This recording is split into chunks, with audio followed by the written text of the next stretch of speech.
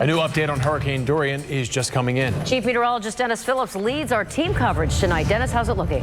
Well, Wendy, the storm's a little bit stronger than the 5 o'clock advisory. Other than that, we haven't seen a lot of change. Winds of 85 miles an hour, the pressure dropping.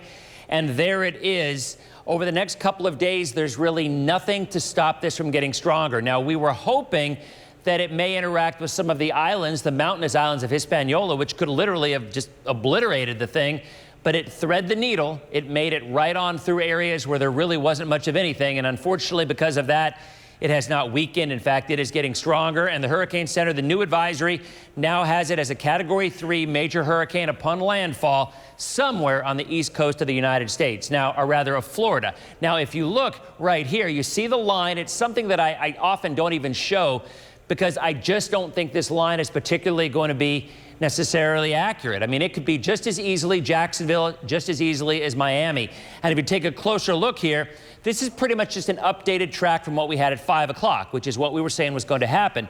Now, here's the way this plays out. This track did go a little bit to the south because two of our best tropical models, the UK Met and the Euro, went farther south at 5 o'clock earlier on today. A new run will come out in a couple of hours. If they continue to go down to the south, you can guarantee yourself, you wake up tomorrow morning, this track is going to be a little bit more to the south.